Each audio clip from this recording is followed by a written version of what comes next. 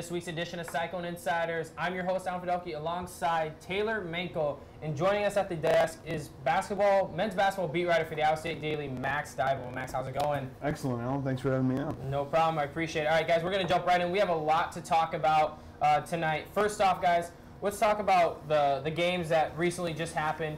Iowa State, before the Texas game, they traveled to Gallagher Arena, took on Oklahoma State, won 70-65. All right, we're going to start in the first half. 33 all at halftime. Max, we'll put you right on the spot right away. What was going well for both teams in that first half? Well, in the first half, I mean, I don't know what was going well. For Iowa State, they were playing some defense. I mean, Absolutely. we'll say that's something that they haven't been doing for a long time. Or hadn't been doing for a long time. Leading into that game, or actually starting with the Oklahoma loss, Iowa State had allowed 86 or more points 3 times in their previous 5 games. They had a defensive rating at that point of the season that was on par with South Dakota State, Cleveland State. I mean, their adjusted defensive rating. No, and we're not just talking about overall production, because those teams are obviously playing easier opponents. Yeah, sure. What we're talking about is adjusting for who you're playing, where those games are playing, and then it's a rating of points per possession. So their true defensive efficiency, their true defensive performance was basically the same as South Dakota State. So that was the first thing that I noticed. I don't know about you, Taylor, but that was the first thing that I saw that really kind of jumped out at me. It's like, hey, they're finally D'ing up here. Yeah, you know, you saw a lot of that defensive effort out of Iowa State against Okie State, and even with that, it seemed that the offensive side for the Cyclones was not terrible. And then you look at Okie State, they even shot better than the Cyclones here. They had 44% from the field, 60% from behind the three-point line. So not terrible numbers, but for Iowa State's purposes, like you were saying, it's better than they had been before, which is improvement. Improvement can win Big 12 games, but a big thing that I saw in the first half was Anthony Hickey. He had a great first half, great start of the game. He was huge energy for those Cowboys in that game. He kind of died off towards the second half, finishing the game shooting 5 for 6. He had added 3 steals with those 12 points, which was a lot of energy, got the crowd on their feet, what little crowd there was in Gallagher at the time. I'll talk about that later. But anyways, he gained a lot of energy for the struggling Nash in the first half, which Okie State has depended on for those points to come time and time again. So I think Anthony Hickey was a huge part of that first half for the Cowboys. That Anthony Hickey, like I said last week, somebody other than LeBron Nash and Phil Forte needed to step up. You saw Anthony Hickey with those 10 points in the first half. Also, I think it was Jeff Newberry, who was scoreless the first time Oklahoma State came to Ames. Had 10 points of his own at half. To flip sides to Iowa State, for me, something that really stuck out to me were those offensive rebounds. 9 in the first half with 4 by McKay, which led to 11 second chance points, 18 points in the paint compared to just 3 and 4 for the Cowboys. So you see Iowa State hitting that offensive glass, something you're not used to seeing, really led by McKay, and seeing those offensive rebounds, it gives you, as you guys know, it kind of controls the tempo. You know, in college football, you measure that in time of possession, and anytime you really dominate that time of possession, usually the score favors in your favor. So for Iowa State to not only get those offensive rebounds, but to capitalize on them for those 11 second chance points just in the first half was really key for me for Iowa State. So, all right, guys, what did Iowa State do differently in the second half to have just a slight advantage over Oklahoma State to come away with that W? Well, you know, you kind of alluded to it. They started in the first half. It was the great rebounding that really set it off for me, especially on the offensive end. They had 18 offensive rebounds, which is huge for the Iowa State team. They finished with 26 defensive rebounds added onto that, most of them coming from Jameel McKay. He had a fantastic game on the boards, not necessarily shooting, but also shooting free throws as well. And you know, speaking of free throw shooting, they didn't shoot fantastic from the line whatsoever, but they shot well enough. Mr. Jameel McKay, who I just talked about, he shot better than he had in most games previous to that, which were most of the free throws shot by Iowa State in that game, but he shot well enough for the Cyclones to hold on to a lead. Yeah, you talk about that, the free throw shooting. You know, so many people have asked him about it. You know, what have you been doing? He's been putting up a lot of shots. Throwing the number out 500. Max, you're there for player interviews, all those interviews. You hear that. But what did you notice differently in that second half to Iowa State just a slight advantage over Okie State to get that road victory. Well, something Hoiberg's talked about over and over and over again is banding together in times of adversity. And that's something that Iowa State has failed to do. Yeah. Against Kansas, against Oklahoma, runs came on early in the second half, and Iowa State was washed away by those runs. I mean, those games weren't games with 10, 15 minutes left to play. I mean, those games had been decided. So outside of just what you're actually seeing statistically, what you're seeing are guys playing together well. Oklahoma State put together, I think, a 7-0 run, about 12 or 13 minutes left in that second half. Iowa State responded to that. Iowa State came, and then down the stretch as well, too. They didn't get rattled. And for a team that hadn't won a road game in conference for 40 days. It really was impressive to see. But that Oklahoma, or going back to Jameel McKay at Oklahoma State, Coppins, he struggled all day with McKay. Yeah, but this is what we're seeing for the first time. McKay is a guy who can protect the rim against anyone. He's a guy who's going to block some shots. He's got some energy. He'll bring a post presence against anyone. But you look at him against teams like Baylor, and we'll talk about that later. Teams like Oklahoma, he's not as effective. But against a team like Oklahoma State, you can really see that dominance on the glass, specifically the offensive glass, as you guys mentioned. Absolutely. So it's really those two elements to me. It's the sort of emergence of Jameel McKay as a starter now, and what he's going to be, what the team's going to be with him in the starting lineup, and then just their ability to finally close out a game. You talk about that run that they had, Oklahoma State being the ones that had a run. In my opinion, I'm sitting there watching that game. That here's the Iowa State team we're used to seeing on the road. A team goes on a run, they're going to crumble under pressure. Haven't won a road game in 40 days, like you said. So, but for me, I thought it was what I hit on earlier was to continue to take advantage of their size down low. In my opinion, Oklahoma State's not a physical team like a Baylor that Iowa State's going to see coming up soon, like a Texas that they saw later in that week. So not as physical. Not as physical, but to see them get another 9 offensive rebounds for another 10 second chance points, I thought was big. And then also, LeBron, Nashville, Forte, they combined for 29 points. Exactly. In Ames, they combined for 40. So I thought just to limit them, they're going to get their points, but to limit that, I thought was really key for Iowa State. And I thought, in my opinion, was to that point was their best defensive game of the year. For sure, defensive performance as of late. Maybe not of the year, but I thought it was up there in my opinion. Yeah, I would agree with that. Except for that first half, and you brought this up, Taylor, the 6 for 10 from 3. Yeah. That's something Iowa State struggled doing all year. Yeah. They have a hard time defending the three-point line. Part of that is because they go under a lot of screens. They're willing to switch, and then also a lot of times, for instance, against Texas Tech, when Tech beat them on the road, I believe the Red Raiders were 11 of 24 from 3, and part of that was an actual strategy employed by Hoiberg on defense to sag into the lane and dare them to shoot those threes. Because they're not a good three-point shooting team. Right. But teams have been making Iowa State pay for that. Oklahoma State made them pay for it in the first half, not so much in half number 2. Yeah, and going off of that, I mean, Iowa State got lucky for a little part of that because they were struggling on the defensive end from three-point land. They were lucky Phil Forte did not shoot as well as he did in Hilton Coliseum. That was just luck of the draw there. Naslong did have a couple contests there against Phil Forte throughout the game, but there's no question he had open shots that he could have made and he should have made if they would have won that game.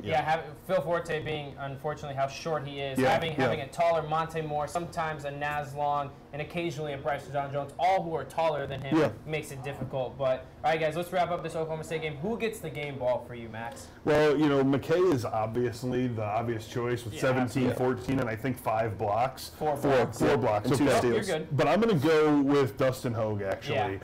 14 points, 7 rebounds. He hit that big 3. Just buried that tray from the corner. I believe it put Iowa State up 66-65. They wouldn't relinquish that lead. Hogue's been underappreciated all year. He's played mostly at the 4. Now he's playing at the 3 that McKay's in the starting lineup. Played mostly at the 4. Dropped his rebounding numbers from over 8 a game last year to just under 5 this season. So he's not getting the same kind of love. That guy shoots 58% from the field.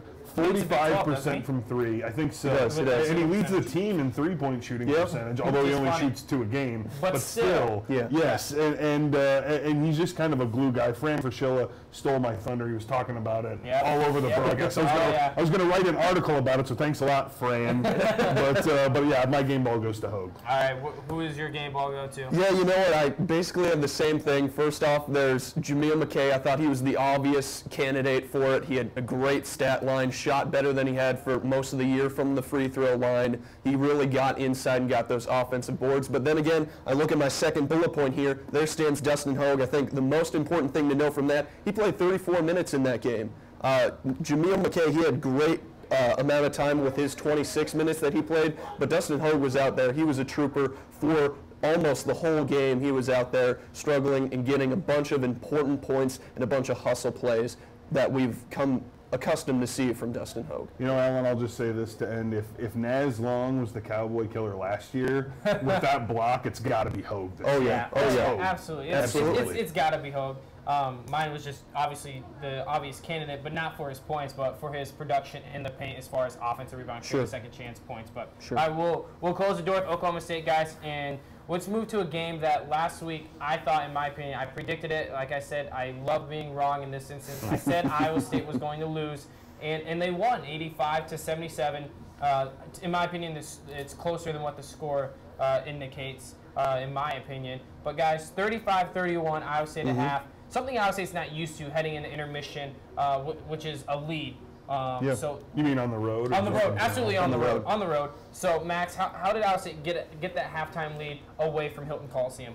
You know, I think they earned that halftime lead the same way they held that lead throughout the second half before the barrage of fouls started. That was three-point shooting, 12 of 21. Every time it felt like every time Texas was threatening that lead, Iowa State would hit a big three, whether it was Dustin, whether it was Naz, whether it was George, whoever.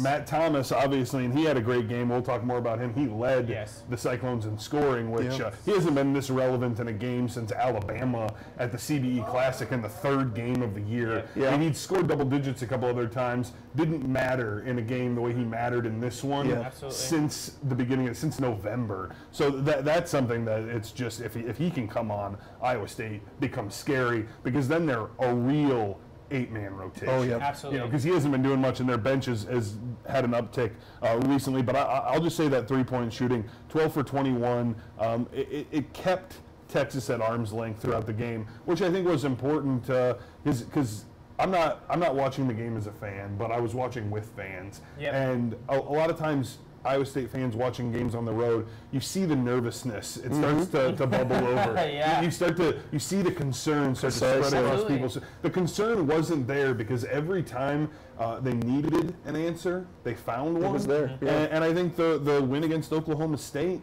and winning at the end of the game when that was close sort of fed into this confidence. And now Iowa State has a little bit of a momentum ball rolling downhill, if you will. Absolutely. I agree with you with the three-point shooting. Whenever you make 12 threes in a Big 12 road game, you have a very good shot of winning the ball game. But I think you kind of noted it. It was the bench play. Iowa State actually had 2 players finish in double figures off the bench. That's an actual rotation that a Big 12 championship team needs to have, and they finally got it off of DeJon Jones coming off the bench, Matt Thomas coming off the bench, both scoring double figures at the end of the game. And then lastly, I think Iowa State, I don't know how they keep doing it, but they contain the interior scoring of Texas teams. Somehow they do it. I mean, you look through all of Texas's front court, they combined for 15 points. Their whole front court off the bench and in the starting lineup. The starters, the forward and the center, only combined for 4 points. I don't know how they did it. Jameel McKay didn't have a good offensive game, but he gave enough body along with George Niang and a little scrappy Dustin Hogue down low in order to stop the front court of Texas from scoring whatsoever. I'm going to focus mainly on that turnover margin. Iowa State created 5 turnovers in that first 5 minutes, 6 in the first 8. They ended the half with 12 turnovers forced, and Iowa State capitalized on that with 13 points off turnovers. Monte created 3 of those first 5. A couple, I think one was on Isaiah Taylor, 2 were on Felix. So I thought it was active defense carrying over. You talked about carrying over momentum from Oklahoma State. I thought that defensive intensity was there from the second half of Oklahoma State to that Texas game. And like you guys talked about, or actually you talked about the bench play, Bryce John Jones with 10 points in the first half, Matt with 8. And then the last thing, I thought Iowa State struggles on the road closing out halves. You see them going in droughts, especially at Kansas.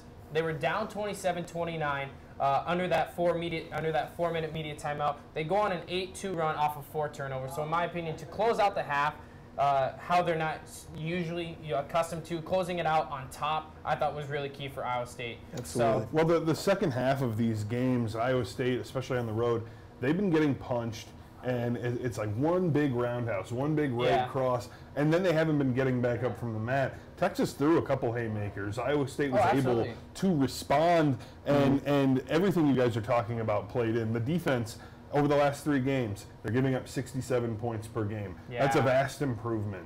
And teams aren't scoring as efficiently. The bench, not only has bench production risen since McCabe became a starter and Bryce John Jones went to the bench, but the teams are more efficient offensively. Those first 3 games before they went on this road stretch, after that switch was made, Iowa State shot above 50% in all 3 games as a team, and Bryce John Jones took fewer shots, but he was shooting 67% from the field. So it seems that he's accepted that role.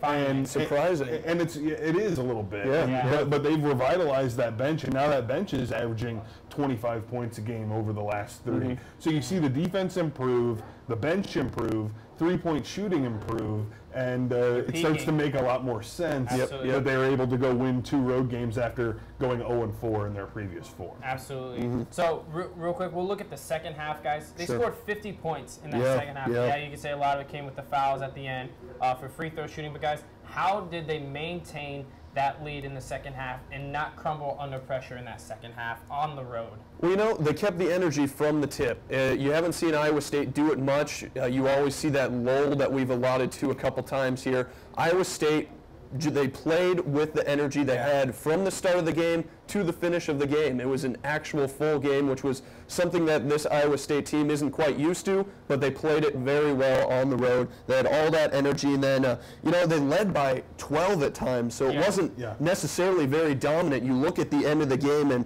it seems like they had a grasp on it, but like you said earlier, it wasn't as close as the final score indicates. They led by 12 at one point, and then a couple times during the free throw battle of the ages, Iowa State, they dropped it, and Texas came within 5 a couple times. So there was cause for concern within there, but they did finish the game through that free throw shooting, which was nice to see. But the same thing as the Oklahoma State game that I said, they shot well enough from the free throw line. They didn't shoot good. Well, Iowa State on the season, 65.4% from the free throw line. They only have 2 guys, Abdul Nader, and Monte Morris, wow, I can't even pronounce it, who are both shooting above 71%. Naz is right at about 70.8. Everybody else is in the 60s, or when we start talking Hogue, they're down in the 50s. So this was the first time I saw a team really go after and try to exploit one of Iowa State's more specific faults. And I thought Iowa State responded well. They got that lead everywhere but the free throw line. They started the game 3 for 9, finished it 18 of 24, but it almost worked, like you said. I believe it was 3 minutes and 51 seconds left when the first foul was committed, and that sent Bryce John Jones to the foul line. The lead was 10 at that point. It was 4 with 60 seconds left. So Texas clawed their way back in, but I do think Iowa State has, finishing the game at 75% from the line as a team, I think that they have sort of negated that a little bit. But I don't know that we're going to see that again. I would be surprised if we saw that again. Yeah, for me, you talk about the free throws. In my opinion, just over 2 minutes, that's when they really, you talk about the fouling, on defense right away. That's when they really started to hit it. And they started fouling down 8, and Iowa State closed out 13 of 18 at 72% from the free throw line. I thought that was key. Yes, 72% as a team. You look across great free throw shooting teams, that's not really a good free throw shooting percentage. But for Iowa State and Iowa State fans, they'll take it. They'll take a 72%, especially with McKay going. There will be a game, though, when they need to shoot better than that. Yeah. In the tournament, there will be a game, and who's it going to be? Yeah, absolutely. Is it going to be McKay? Is it going to be Monte? I mean, Matt Thomas, with him scoring more points, Fred is putting him on the court towards the end of the games, and he's arguably the best free throw shooting player on the team, in my opinion. So right now, Monte's the guy. If you said somebody needs to go to the line and make two, Monte's the guy who I would want. Yeah, I mean, you look even at that game, Matt Thomas went 3 for 5 from the line, so nothing to brag about in any case. But, some extra points from this game I had. Jameel McKay, he played 32 minutes, and it was probably since he started, his most struggling game that he had. So I think that's something we'll have to watch, that we have to look out for with the extended minutes of Jameel McKay. I know he said in a couple interviews here, the whole team, they go out there, they spend their minutes to the max of their ability, then they're ready to sit and let somebody come in and sub in for them and take over with their offensive and defensive abilities. With extended minutes from McKay against a bigger team, it'll be interesting to see if he'll struggle or if he'll more mold into that whole position where he'll have to be productive throughout his entire minutes. So looking at it, guys, before this game, Iowa State 1-11 all-time in Austin. I know for me last week before this game, I'm like, no way they go into Austin and win. But they did. Overall, looking at the game, give me one thing that really enabled Iowa State to come away with this arguably tough road victory and a must-need win. Wow, one thing. Boiling it down to just one thing. If you can think about it. Man, that's tough to do. I'll let you start there, Taylor. I need to think about this. All right, if I'm going to narrow it down. One or two things, just any big things that popped out to you that really enabled them to get this victory, road victory, I would say, in a must-needed win victory. Well, first off, I would love to note, on the weekend pregame on Fridays at 3 to 5 p.m., I did say that Iowa State would win this game. Yes, you did. So, I know. I said they would win 82-70, so just so everybody knows. But Get on with it. Let's go. But, you see this new team coming out in these last 3 wins where you can have the confidence in them to play on the road and to answer, like we saw a lot of the time in that game, from opposition. They answer after Texas makes a big play that gets the crowd into it. They go back and they answer. I think really the answer and the killer instinct is starting to morph into something here for this Iowa State team. I think that was one of the main things I saw out of that game. Well, for me, and I'll just put this out there, on the Max, Mikes, and March show, featuring Gary Kroger, the intern, Here we go. I actually predicted that not only would Iowa State beat Oklahoma State, but that they would also beat Texas if they beat Oklahoma State. There you go. I'm going to... Okay, you both were right. I was wrong. You're right, yes. You're alone. Yes, I was wrong. I was wrong. That's fine. I'll take it. I was wrong. But I think looking at it from a larger standpoint, because you could really look at 18 for 24 to finish the game from the free throw. Right? 12 for 21 from 3. 17 points from Thomas, 16 from DeJon Jones. All of those things played in, but I just think it's more of what Taylor was saying. It's the fact that Iowa State seems to come together at the end of the season, and they're doing it again. Precisely. And that they're a scary team. Listen, McKay went 13 for 18 from the line against Oklahoma State. If he can shoot free throws, they're a scary team. If Matt Thomas is a real eighth man, they're a scary team. And now you're seeing the confidence, the one overarching, I guess, kryptonite that they had was couldn't win outside of Hilton. Lost to South Carolina on a neutral site. Lost to Maryland at a neutral site. Had lost 4 road games in conference. No longer does that seem to be the case. And now, with Kansas in their sights, I expect Iowa State to play their best basketball to finish the year. We'll talk about finishing the year, but for me, I just look at the box score, and a stat that I look at was 5 players scored in double figures this game. They're, I think, 11-0 or 12-0 when that happens. So when the ball is evenly distributed without the team, yes, you usually go with that hot hand, but Iowa State usually plays unselfish basketball, which leads to multiple scores, which leads to multiple double figures. So in my opinion, that for me was what stuck out. And I mean, when you shoot close to 60% from the field, you're not losing. You're not losing. That only benefits you. Right, and they're so versatile offensively. It's that's their biggest strength. Is like you said, 6 7, I mean, really all of them can score 15 in Absolutely. a game if they need to. Every single one of them can, and most of them can score in multiple ways. Yes. They're not just, like Matt Thomas is maybe just a three-point shooter, but nobody else is like that. I mean, George Niang is maybe the most versatile offensive player. He is not athletic at all. Yeah. You watch him, it's like watching like a Broadway musical. It's like watching an opera or something out there. I mean, it's so just nice and elegant. It's just beautiful, man. And it's nothing about it is overpowering, but everything about it is just simply gorgeous. Yeah, you know, you even see Naz Long now and then. He's driving in this season way more than we saw the last 2 seasons. He's becoming a more versatile player. I totally agree with you there, Dible. All right, so real quick before we head to break, who gets your game ball for this game?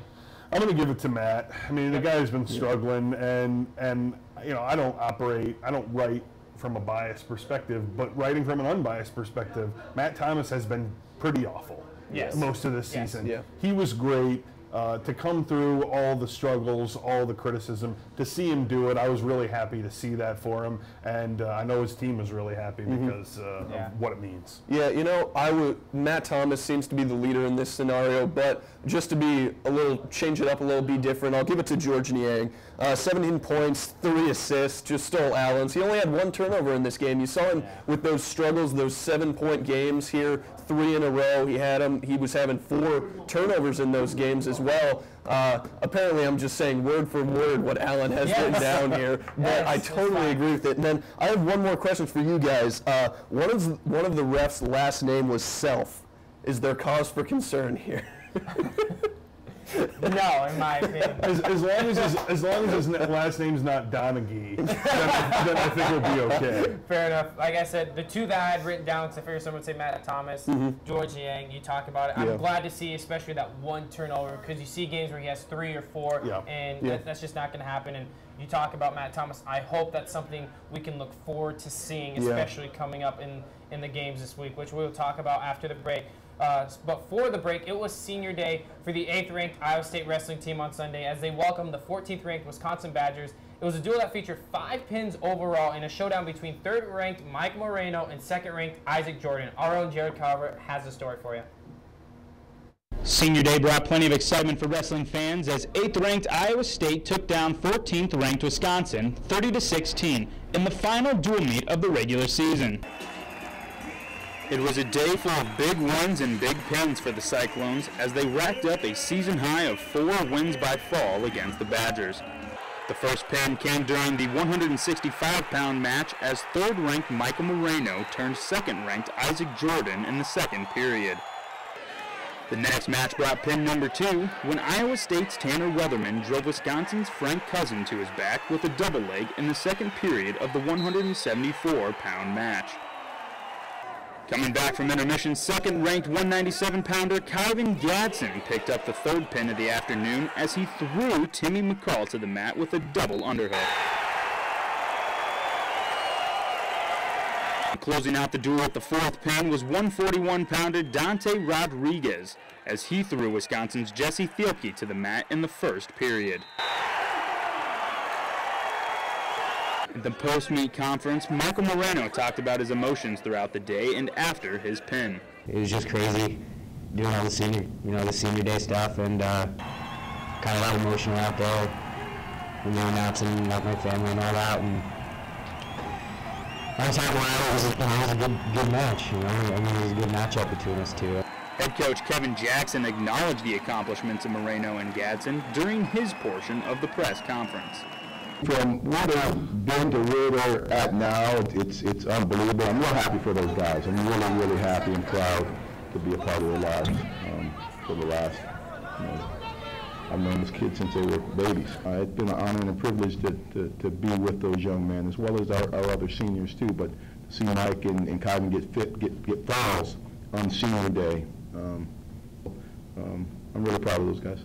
The Cyclones aren't done yet, however, as they still have the postseason to look forward to, starting with the Big 12 tournament on March 7th.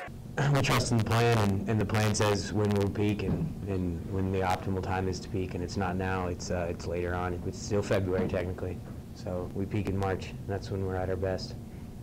The Cyclone wrestling team will take the next 2 weeks to prepare for the Big 12 championships taking place right here in Ames. From Hilton Coliseum, I'm Jared Calvert.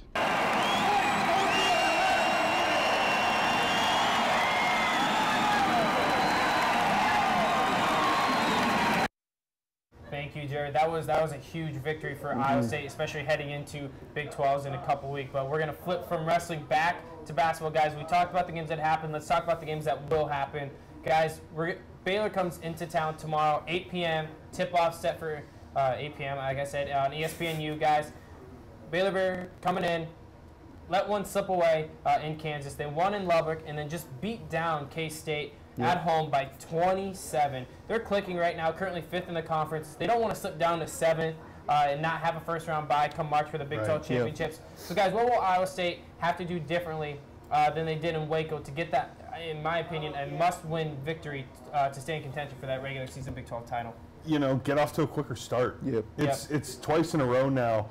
Baylor also in the Big 12 tournament final jumped ahead of Iowa State by double digits early in that first half. They got up by 17 against Iowa State in that first half in Waco. So that'll be a big key and really something central to getting off to a good start and to remaining competitive throughout the game is they need to contain those monsters on the front line, those literal bears on the front line at Baylor, because those guys, Gathers is pulling down 12 rebounds a game. He had 14 points and 15 boards, and it's those teams. It's a team exactly like this that can negate what McKay brings because it's continuous physicality throughout the whole game. It's not just on the glass. I mean, they're throwing him around, they're wearing him out, and you saw it over and over again. They were catching the ball on the block very deep in the paint, turning around, getting easy looks, and when they didn't finish, they're getting offensive rebounds.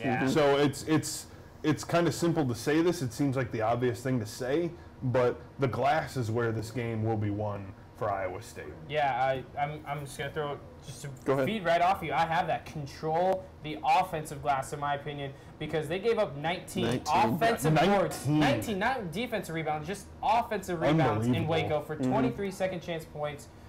So with nearly half of your points coming within 15 foot of the hoop, that's going to be a tough team to beat, in my opinion. Also, to flip for Iowa State offensively, they're going to have to beat that 2-3 zone.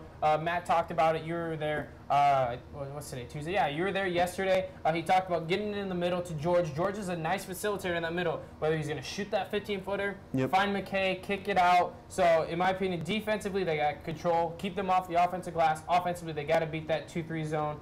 In my opinion, I think three-point shooter, got to probably be about 8 for 18, somewhere in that ballpark. Yeah, they're going to need to shoot three as well. But, you know, Baylor, and not to step on you. Go for it. But Baylor, one thing that they do, and Hoiberg pointed this out, that zone is so strange. It's a hybrid of... It's like a matchup. Yeah. Absolutely. And they stop that pass. Listen, at home against Texas, every time George Niang caught the ball in the middle of that defense, you might as well just put 2 points on the board. Because he was turning, he was finding Hogan, McKay flashing to the hoop, or he was shooting, making the bucket, taking one dribble, scoring, or getting fouled. You saw that in Texas and in Hilton. It was over and over and over again, but specifically at Hilton, just abused it.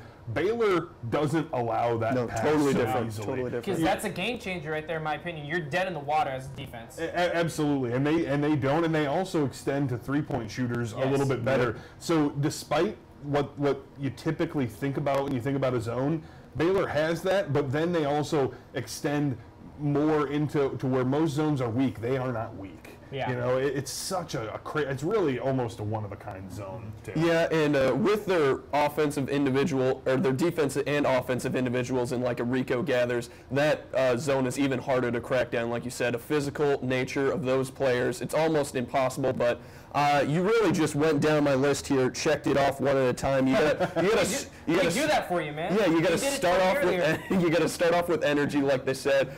You do not want to get down to a team, even though they are playing at Hilton. It gives them a little bit more leeway than they had in Waco, but you still can't drop that many points at the beginning of the game. They have to. Really, the only thing that you didn't say that's very minor, they didn't even shoot awful in Waco. They shot 52% from behind the three-point line, 46 from the field. That's not terrible at all. No. Probably the worst out of it was they shot 58 from the free throw line, which isn't terrible for an Iowa State team. Unfortunately. It's really those offensive boards and the second chance opportunities on the offensive side for Baylor is what they have to look out for. All right, guys, who gets the Cyclone game ball for games that happen? who is your key Cyclone to watch for this game? Who's going to be the key person to watch? You know, I'm going to go with Dustin. Okay. I'm going to say Dustin because I think we all know that Jamil is going to be saddled with trying to stop Gathers and the motley crew, if you want, if you'd like to call them that. Just that front line. He's going to be tasked with doing that. He's going to do his best. He's not going to be able to do it by himself. So it's who steps in and how effectively do they step in to help him. And Dustin is undersized almost every single time he's out on the floor playing the four. He's undersized, but he's an animal. You know, I've compared him to a thin Charles Barkley before. Just a guy. Is the key. Just a guy who jumps higher than you think. He's stronger than you think. He's tougher than you think. And for me, it's going to be, can Dustin Hogue supplement that defense? And if he can, then I think Iowa State wins for sure. So if you compare him to Charles Barkley, do you think they have the same golf swing or no? No, there's Dustin's he's a natural athlete. There's no way his golf swing is that ugly. All right. Just no way. All right, who's your key clone for the game? I think Jamil McKay you have to look out for. I think I'm most interested in seeing if he'll have that energy that we see on the offensive side, running up and down the court, beating everybody down the court for those alley-oop opportunities or those down-low layups that are easy for him to complete.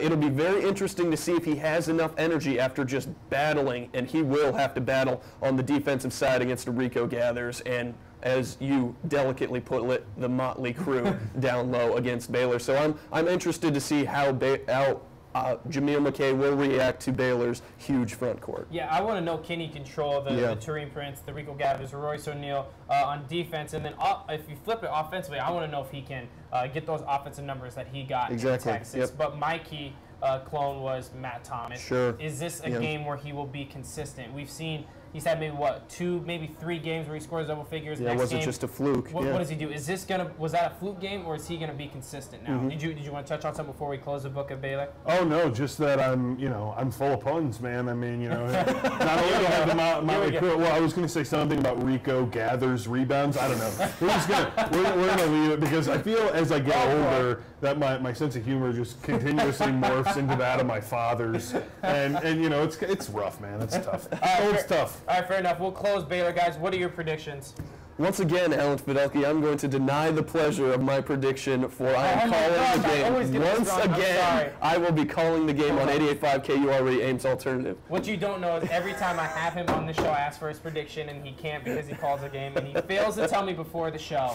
So, I don't know. Since I'm writing about the game, can I give my prediction? I mean, I've been giving it on the radio all year. Okay, well, if you've been giving it on the radio, what do you got? Yeah, I think Iowa State's got it. It's too big of a game. The overall context, they tie Kansas for the lead, and they separate themselves by a full game from Oklahoma, where they still have to play.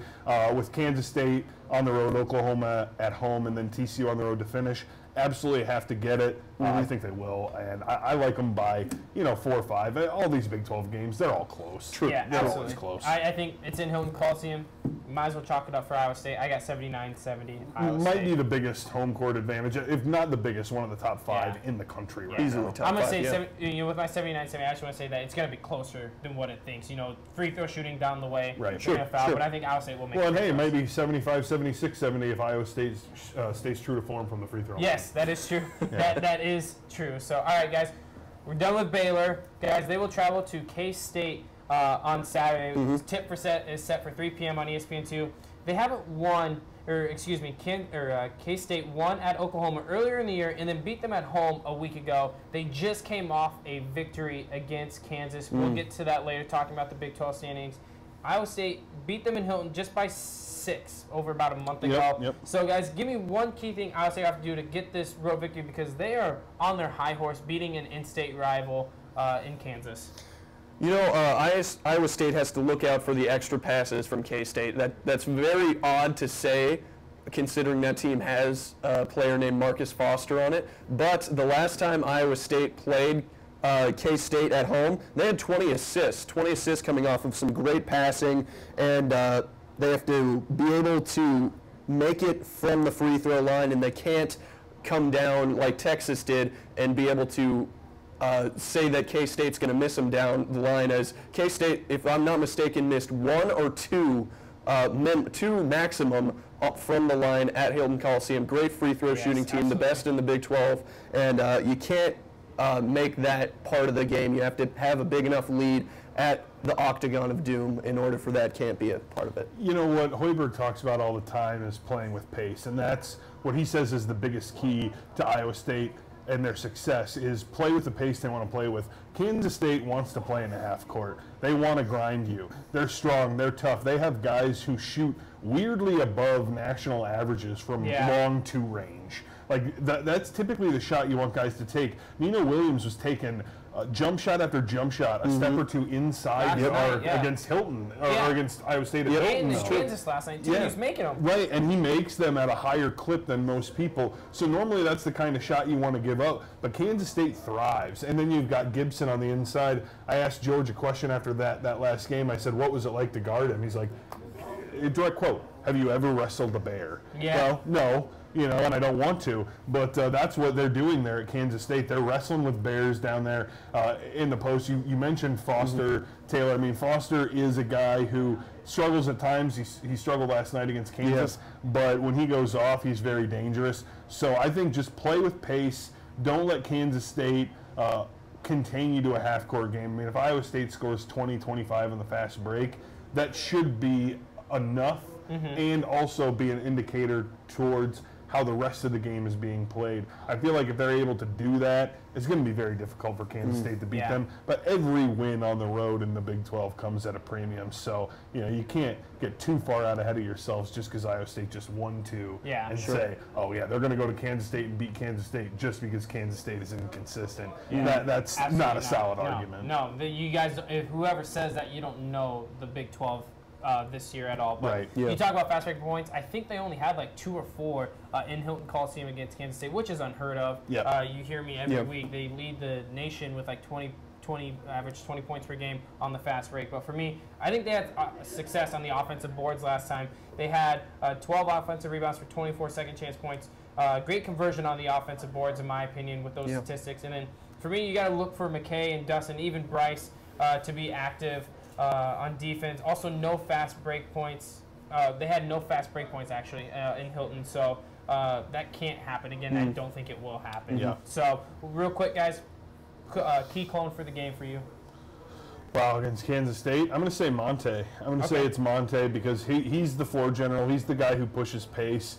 He's the guy who's making all those decisions. So he's really going to need to stay on everybody about, listen, guys, we need to get out, we need to run, and then protect the ball. But he rarely has problems protecting the ball. Yeah. I'm going to go with Bryce DeJean-Jones here. You saw him struggle in the first matchup against K-State, only finishing with 9 points overall, but you know, he had good shots. There are a lot of favorable matchups for Bryce DeJean-Jones against any Big 12 team, but K-State, it really came out. A lot of open mid-range jumpers didn't fall. Some layups didn't fall. So if those shots start falling, watch out for Bryce DeJean-Jones. Could have a career game. Yeah, last time they played in Manhattan last year, John Jacane and Melvin Edgem combined for 54 for Iowa State 73 points. So unfortunately, they're not going to be here this time, so I got to look for a different key clone. So for me, I'm going to have to go with George Niang. He's due for a breakout game, in my opinion, a game where he leads Iowa State.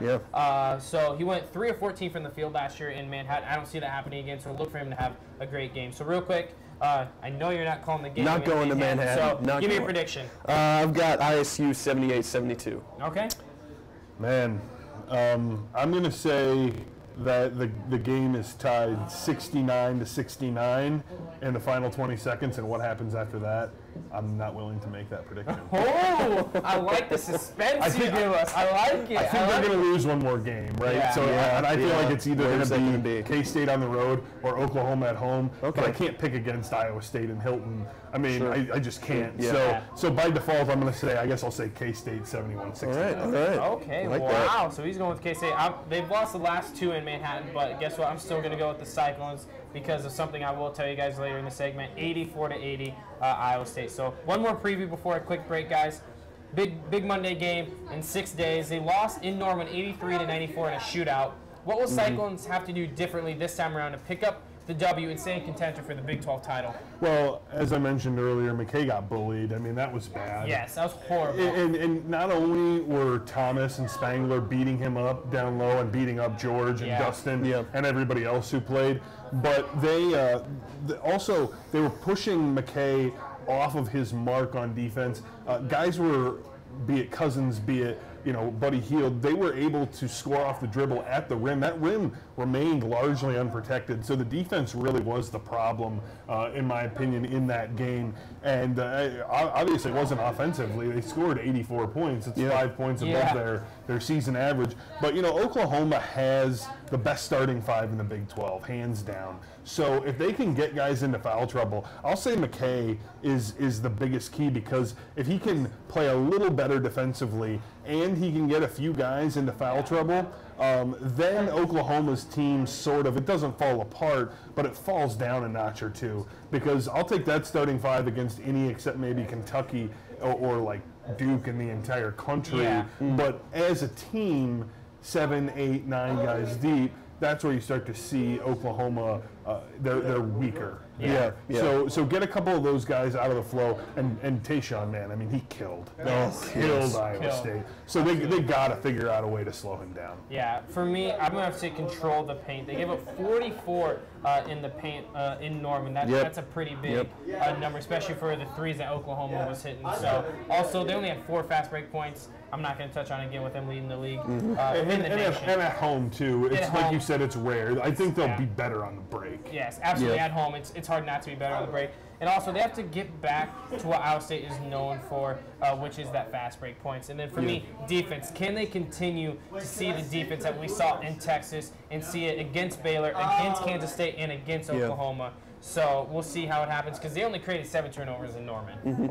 There's a lot of quick points for this game because Oklahoma is such a dangerous team. I think Iowa State needs to play a successful 8-man rotation. They're going to have to protect the paint, like you said, Allen. They have to have Niang play a better game. Niang had a terrible game at Oklahoma. McKay needs to man up something special here, because it's very hard to take control and take over against those big guys in Spangler and Tayshaun Thomas.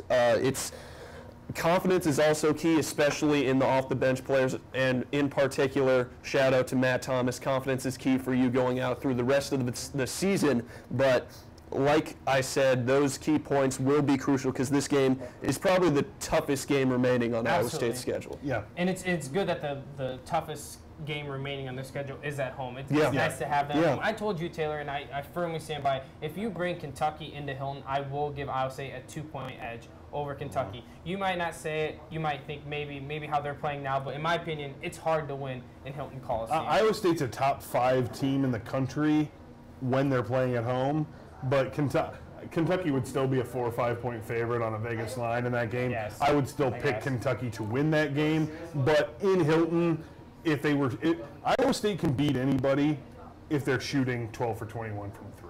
If they shoot 60% from the field, over 50% from 3, and they're playing here, they can beat anybody, but you're crazy, Fiddelke. Okay, hey. You're crazy, man. Hey, sometimes you got to be crazy, man. Well, Kentucky is going to lose, though. Kentucky's not going to. Absolutely no. They're going to run the regular season undefeated, but they're not winning at all. No, I will disagree with you. They will lose on the road. I keep saying on 88.5, they will lose on the road in the regular season. They don't have enough people. Well, I know we're getting off topic, but do you know off the top of your head who they have left on the road? Georgia and Tennessee. Not even Tennessee anymore. It's Georgia. It's just Georgia. So you think they're going to lose to Georgia? I think they will lose at Georgia. And you might not think about this. This isn't football, man. This is basketball. I know. Wait. Man. I think the train has passed on them losing the regular season. I truly do. Agree. You wait till it happens. Anyways, guys. I'll be glad if it does. Give me your key clone for this Oklahoma game next Monday.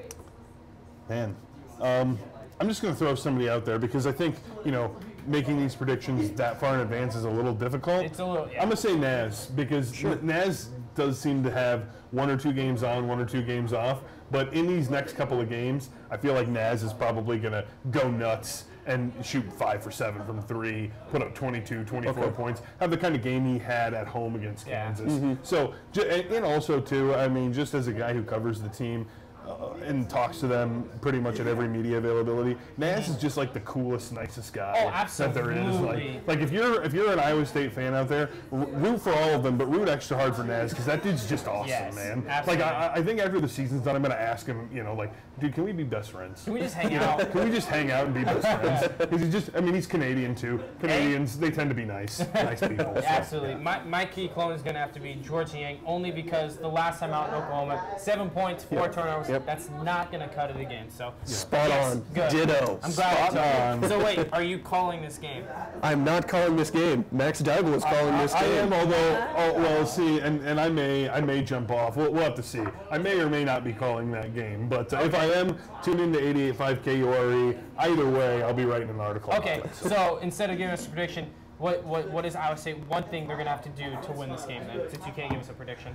They have to limit those points in the paint. Yep. Okay. I mean, they have to keep those under 30 probably because that's not just guys catching the. Because Thomas, he was catching the ball not free throw line extended, but maybe 7-8 feet up and then extended out, and he was just making moves off the dribble. And like a lot of those points in the paint were coming from guys driving from the outside and coming in. It wasn't like just catching the ball on the block like Jonathan Holmes or Miles Turner or something, turning around and shooting a jump hook shot. So it's just going to be a more concerted defensive effort, and we've started to see that. So I think it's possible. Okay, so I'm just going to throw it out there: 70-65 Iowa State. They're not used to blowing people out. So I think that's a low scoring. The reason why I think it's a low scoring game is because Iowa State tends to.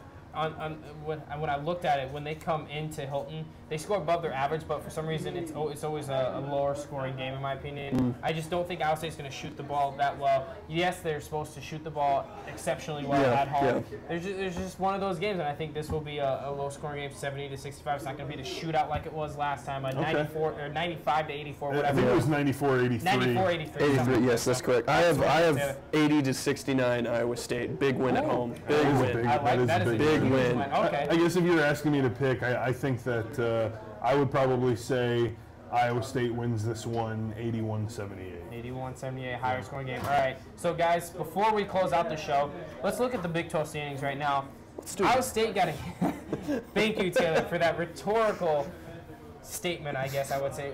Okay, so Kansas, they're laying an egg, in my opinion. But something's going on. A lot of Cyclone Nation would like to say thank you to the purple and silver or whatever, to the K-State fans and players down in Manhattan. Until Saturday. Until Saturday, absolutely.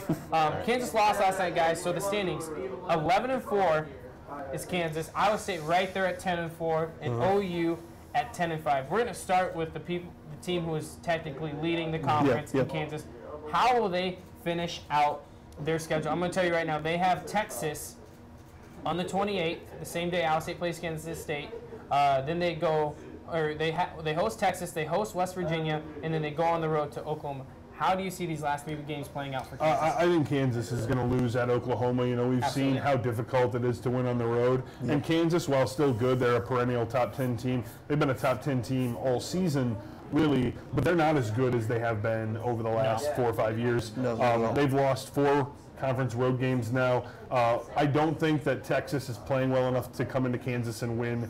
West Virginia has lost 3 road games by 18 or more points. They're not going to come into Kansas and win, but I don't think Kansas can go to Oklahoma and win, especially after Iowa State beats Oklahoma at home. So I think Kansas finishes the Big 12 season 13-5. Because you talk about Iowa State beating Oklahoma, that's on March 2nd. So 5 days later, which is Oklahoma's next game, they're going to be looking for that revenge. Yes. What better to take it out on the reigning 10-time regular season Big 12? And they might still be playing for the 3 seed. You never know. Too, exactly.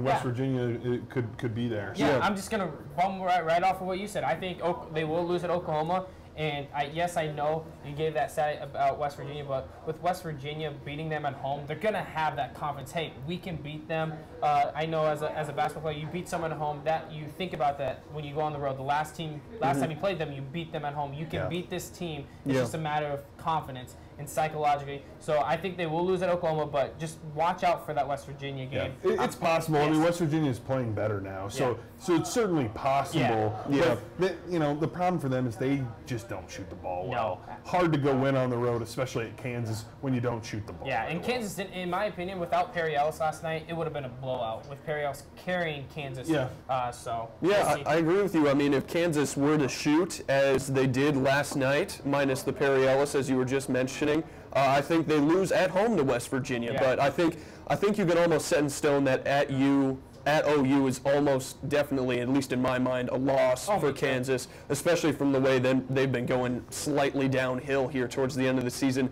That's something they definitely will have a lot of trouble on the road there. West Virginia, like you said, should be a close one, should watch out for that game. Possibly 2 losses in these last 3 for Kansas. Yep. Okay, guys, we talked about even the 3 games for Iowa State coming up. Baylor, at K-State, or home against OU, excuse me, and at TCU. Guys, just tell me, are they going to win out? No, 3-1. 3-1. They're going to lose to K-State or to Oklahoma, but I think K-State. I just think it's too much to ask a team to win its last 4 conference road games in the Big 12. I also think that if Iowa State was going to lose at home, it would have happened already. So I like them to finish 3-1, also finish 13-5, split the conference championship with Kansas. Mankle? I have them going 3-1 as well, but I think that loss is coming, if it comes, at TCU. Frankly, I see them winning the bigger games rather than that last one. That last one, it may be one of those struggling games where you can't make it up and down the floor. It's just, when I look at it right now, looking into the future games, it kind of reminds me of that feel going into the Texas Tech game, where is that the game that they're going to drop this year that they're absolutely supposed to win? They may have another one towards the end of the season. Usually Iowa State finished the season with flying colors, but I don't think they're going to win out totally. I think the scariest game for me is that at TCU. Yep, I said it last week. If they win at Texas, they will win out. And in my opinion, I still think they will win out. But it's going to have to be on the road. They have to take care of business. Yeah. I think if they beat K-State on the road, from there, in my opinion, I'm chalking up 2-0 the rest of the year, because they're not going to lose at Hilton. And I told you earlier, that TCU game, it's at night. The game between Kansas and OU, which we think they're going to lose, that's during the day. So Iowa State will take the court against TCU, knowing that if they win, the Big 12 title is theirs. That's very interesting. And that would be my one quib with what you were saying, is that just because if they know that winning gets them the regular season title, they haven't done it in 13 years. Yeah. And Hoiberg, man, he's an underrated coach. They'll be ready. Yeah. And after that Texas Tech game, I've never seen those guys so angry. Yeah. I mean, I don't think they let that happen to them again. Although TCU, I think they lost to Tech this year. They're a better team than Tech. Yeah. Oh yeah. They're a better team. So it's not. It won't all necessarily be an Iowa State team. Maybe it's just that small gym that they play in, that high school gym. But all right, for Oklahoma guys, are they still in the mix to share at all? Real quick, yes? Yeah, they are, because they play Iowa State and they play Kansas. So because they can beat them both and win out and finish at 13-5, and if they were to beat them both, then they would guarantee that neither one could finish better than 13-5. So yes, they are in it, but control their destiny. But for Oklahoma, it's a little iffier, just because, like I said, they're not a deep team. They're so talented in their front 5, but we saw at West Virginia, Monty Morris got into foul trouble, and Iowa State didn't have a true backup point guard. Well, Oklahoma doesn't even really have a true backup anything. And Booker sometimes, but that's about it. And so if they were to get into foul trouble, if somebody were to get hurt,